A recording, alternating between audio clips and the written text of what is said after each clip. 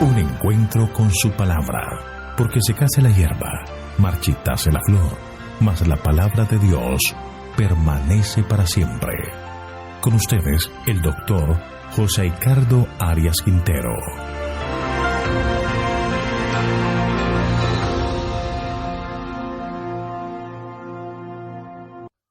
Hoy vamos a comenzar a estudiar el libro de Eclesiastés. Vamos a orar.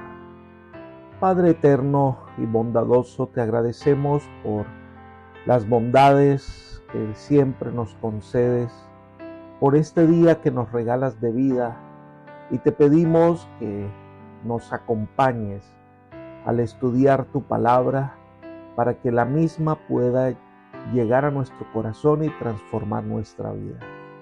Gracias, Padre, por escuchar nuestra oración y por responder a la misma, pues lo pedimos todo en el nombre de Jesús. Amén. Hoy vamos a comenzar a estudiar un nuevo libro de la Biblia, que es el libro de Eclesiastés. El nombre de este libro en el hebreo significa predicador. Se refiere al que convoca una reunión o al orador o predicador oficial de una reunión tal. Cuando uno lee Proverbios capítulo 1, el verso 20 dice: la sabiduría clama en las calles, alza su voz en las plazas. Y el mismo libro de Eclesiastés declara en el capítulo 12, versículo 9: y cuanto más sabio fue el predicador, tanto más enseñó sabiduría al pueblo, e hizo escuchar, e hizo escudriñar, y compuso muchos proverbios. El Espíritu Santo quería que este mensaje no fuera solo dirigido al auditorio de aquella época, sino a la asamblea de sus hijos hoy, su iglesia. El autor de este libro, por mucho tiempo, ha sido considerado Salomón. Así por lo menos lo da a entender el versículo 1. Palabras del predicador, hijo de David, rey en Jerusalén. Este libro fue escrito cuando Salomón había llegado a su vejez, cuando se había dado cuenta de las cosas que había hecho bien y de lo mal que usó los dones que Dios le dio, y ahora se propone aconsejar a los demás. Eclesiastés presenta la inutilidad de todas las comodidades y riquezas para lograr la felicidad eterna y establece, como dice Elena de White, por su propia amarga experiencia, Salomón aprendió cuán vacía es una vida dedicada a buscar las cosas terrenales como el bien más elevado. Profetas y Reyes, página 56. Gradualmente llega a comprender la impiedad de su conducta y buscó la manera de levantar su voz de advertencia que salvara a otros de las amargas experiencias por las que él mismo había pasado. Por eso el libro de Eclesiastés dice que es el relato de su insensatez y su arrepentimiento.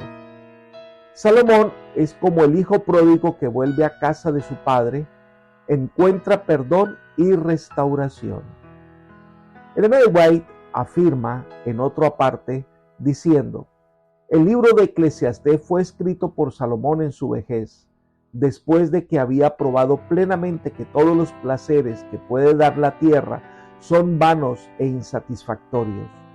Él muestra allí cuán imposible es que las vanidades del mundo satisfagan los anhelos del alma. Su conclusión es que es sabio disfrutar con gratitud de las buenas dádivas de Dios y hacer lo que es correcto, pues se traerán a juicio todas nuestras obras. Esto está en la Revisión General de junio de 1878. Es importante entonces que estudiemos el libro de Eclesiastés para que no seamos atrapados por los falsos razonamientos de la vida y podamos seguir las sendas de la salvación que el Señor nos ha mostrado fielmente en su palabra.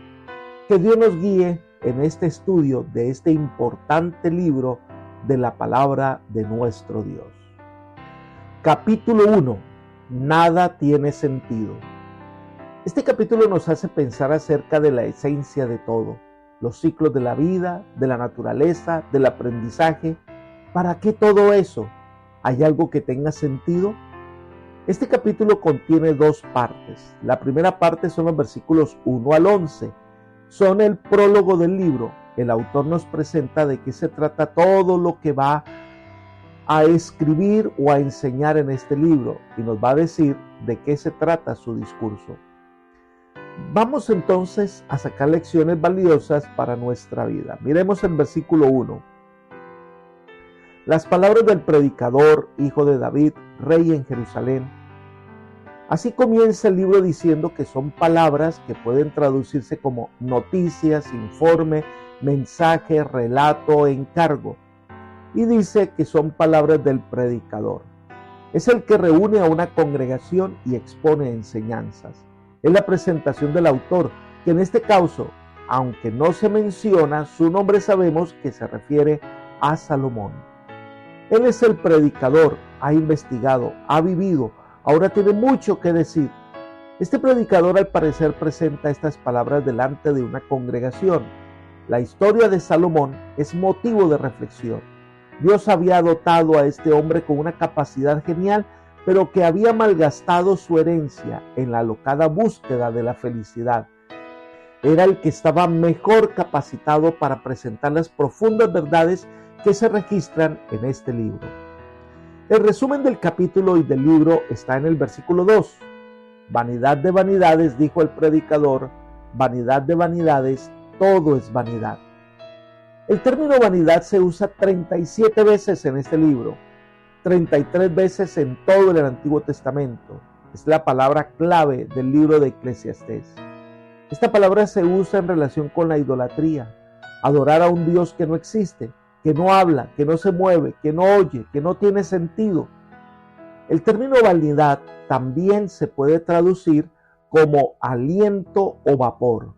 La idolatría es vapor, es viento, no tiene sentido. En la traducción del lenguaje actual podemos leer: en esta vida nada tiene sentido, todo es una ilusión. Salomón a través de todo el libro nos presenta la inutilidad y el desdichado fin de toda vida y de todo esfuerzo humano, a menos que se oriente a Dios, a que se busque al Todopoderoso y le obedezcamos. Porque según Salomón, la vida sin Dios es total vanidad. O sea que el mundo en su totalidad, incluso la vida, es como si no fuese más que un aliento, un vapor carente de prosa o de alguna esperanza. La gran pregunta se plantea en el versículo 3. ¿Qué provecho tiene el hombre de todo su trabajo con que se afana debajo del sol? Debemos dejar en claro que Salomón no nos llama a ser descuidados, a no trabajar, a no estudiar, sino la pregunta que nos plantea es: ¿cuál es la esencia de nuestra vida? ¿Qué significa la vida? Si nos guiamos por las deducciones filosóficas ateístas, pues la vida no tiene sentido. Es el resultado del azar. Todo lo que hagas desaparecerá. Vives y ya, mueres y ya. Entonces, ¿para qué nos afanamos en ganar dinero, en tener cosas, en estudiar, en ganar nombre, si nada perdura, si nada permanece, si al final todos morimos y ya? El término ¿qué provecho? En el hebreo es una palabra que se usa en el mundo del comercio. Usted es un negociante y va a vender un producto que va a ganar. ¿Qué provecho va a obtener al comerciar ese producto? Entonces nos dice: el hombre se afana, el hombre corre, el hombre hace, el hombre adquiere riquezas. ¿Qué provecho? Si al final de su vida acaba y ya. Pero el Señor Jesús usa esa misma figura en Mateo 16:26, cuando dice: ¿qué aprovechará el hombre si ganare todo el mundo y perdiere su alma? La respuesta es nada. En un negocio, si compras algo a 100 pesos y lo vendes en 100 pesos, ¿qué ganaste? Nada. La vida es mucho más que nacer, crecer, reproducirse y morir. Dios le da sentido a nuestra vida. Dios le da rumbo a nuestra existencia. La vida realmente tiene sentido cuando nosotros centramos nuestra existencia en Dios. Si confiamos en las cosas de este mundo, pues es vanidad, es viento que viene y va. Pero si confiamos en Dios, nuestra vida perdurará a su lado por siempre. Los versículos 4 al 7 comienza a hablar de ciclos. Los ciclos tienden a perpetuarse, tienden a quedar para siempre. Miremos el versículo 4. Generación va y generación viene, pero la tierra siempre permanece. Salomón contrasta el ciclo con el que se mueve la vida del hombre de generación en generación, pero las montañas, el fluir de los ríos y el ciclo de día y de noche permanecen. La esencia a esta comparación es la de permanencia, fugacidad sin provecho ni ventaja. El observador percibe la vida como un ciclo sin fin de actividades que, por sí mismo, no aporta seguridad ni significado a la experiencia humana. Miremos el versículo 5 al 7, donde usa 3 ejemplos de los giros incesantes de la naturaleza. Dice: sale el sol y se pone el sol, y se apresura a volver al lugar de donde se levanta. El viento sopla hacia el sur, luego gira hacia el norte, y girando sin cesar, de nuevo vuelve el viento a sus giros. Todos los ríos van al mar, pero el mar no se llena. Al lugar donde los ríos vinieron, allí vuelven para correr de nuevo. El sabio plantea lo siguiente: todos los días sale el sol y se oculta, todos los días los ríos corren al mar, todos los días el viento cumple su función, todos los días una generación muere y da paso a otra generación. ¿Y hay algo más que los interminables ciclos de la vida? La respuesta es sí. Pero esta respuesta, más que una teoría, es una experiencia con Dios. Allí individualmente tenemos que buscar la respuesta. La humanidad busca continuamente sendas hacia la felicidad, pero solo podrá lograr su verdadero fin cuando esté en paz con su Hacedor. Salomón no se quejaba de los incesantes ciclos de naturaleza, sino que veía en ellos un paralelo con los ciclos de la vida humana. La vida del hombre, generación tras generación, ¿es acaso nada más que un asunto de repetición sin ningún propósito superior visible? ¿No habrá acaso un punto culminante para la existencia de la humanidad? ¿No tiene Dios un propósito eterno que finalmente reemplazará a esta secuencia aparentemente interminable de la actividad del género humano? En los versículos 8 al 11, varios puntos nos presenta. Leamos. Todas las cosas son fatigosas más de lo que el hombre puede expresar. Nunca se sacia el ojo de ver ni el oído de oír. ¿Qué es lo que fue? Lo mismo que será. ¿Qué es lo que ha sido hecho? Lo mismo que se hará. Pues nada hay nuevo debajo del sol. ¿Acaso hay algo de lo que se pueda decir, he aquí que esto es nuevo? Ya aconteció en los siglos que nos han precedido. No queda memoria de lo que precedió, ni tampoco de lo que ha de suceder quedará memoria en los que vengan después. Este es un texto que debemos enfatizar en algunos aspectos. Número 1, todas las cosas que el hombre quiere alcanzar en esta vida, nada lo va a saciar. El que tiene riqueza le parece que puede tener más. El que busca conocimiento quiere conocer más. El que busca placer quiere disfrutar más. El que le gusta viajar quiere viajar más. Y al final, ¿valió la pena si nos vamos a perder? La experiencia externa no puede satisfacer los anhelos íntimos del corazón. Ahora, un verdadero acercamiento a Dios se logra con una experiencia íntima con Dios que trae paz al corazón. En segundo lugar, la gran verdad que nada nuevo hay debajo del sol. Todo invento se basa en lo que otro ha hecho. Las cosas que se estudiaron ayer son la base para el desarrollo de hoy. Y muchas veces no es que sea nuevo, sino que se ha descubierto. En tercer lugar, una verdad triste es que hoy tú eres una persona reconocida. Mañana alguien viene y ocupa tu lugar y ya nadie te recuerda. Entonces todo lo que luchaste por el reconocimiento, por tener un lugar en el Salón de la Fama, pasó. Y su memoria está en el olvido. Llegó una nueva generación y todo pasó. Todo ese esfuerzo ¿valió la pena si al final te vas a perder? Lo único que perdurará en el tiempo es el hombre fiel que alaba al Señor y permanece a su lado. La segunda parte de este primer capítulo de Eclesiastés son los versículos 12 al 18. Ya el autor nos habla de su propia experiencia y todo lo que ha vivido y la autoridad que tiene para hablar a todos los que necesitan estos consejos inspirados. Miremos el versículo 13. Me entregué de corazón a inquirir y a buscar con sabiduría sobre todo lo que se hace debajo del cielo. Este penoso trabajo dio Dios a los hijos de los hombres para que se ocupen en él. Salomón fue un hombre sabio, cultivó diligentemente su intelecto, se entregó al estudio de la historia natural, la filosofía, la poesía y otros conocimientos.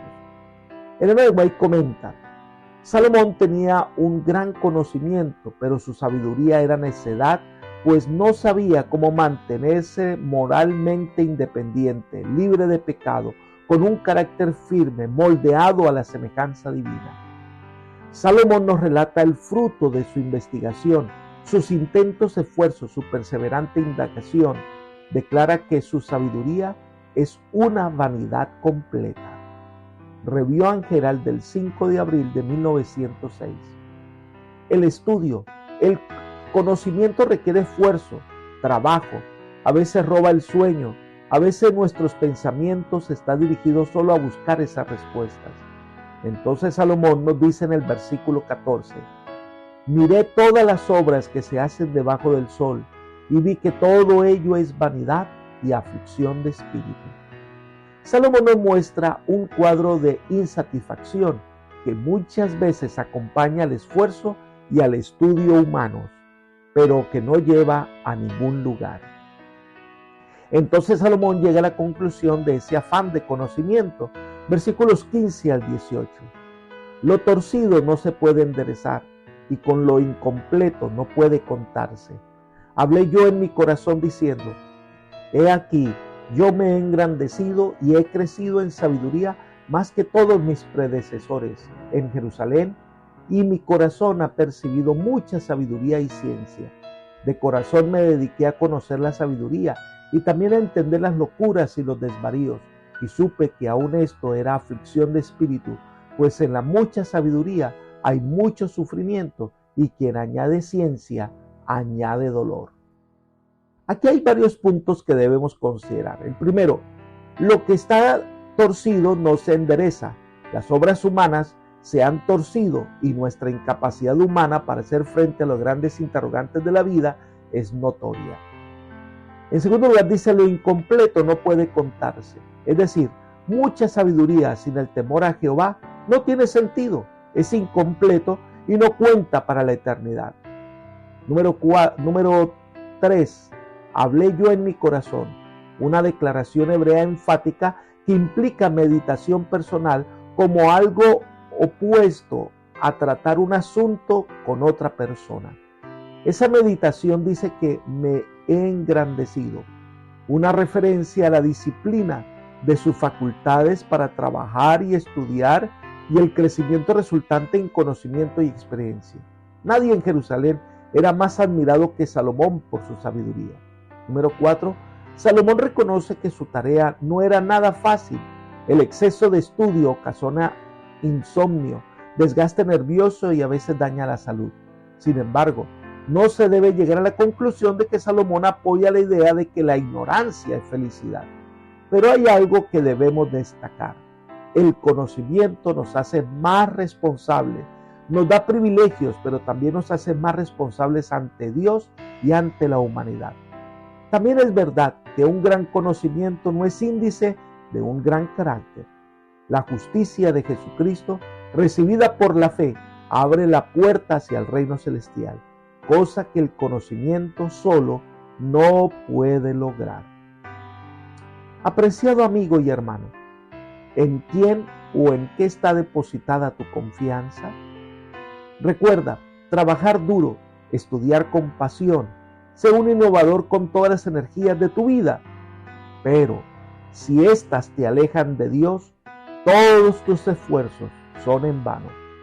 Por eso, aunque el trabajo es absorbente, aunque el estudio te exige más dedicación, aunque tus intentos te lleven mucho tiempo, recuerda, lo más importante es tu relación con Dios. Toma tiempo para encontrarte con Jesús. Toma tiempo para alabarle. Toma tiempo para conocerle. Y todos tus esfuerzos tendrán sentido. Que el Señor te bendiga y te guarde. Es mi oración por ti. Amén.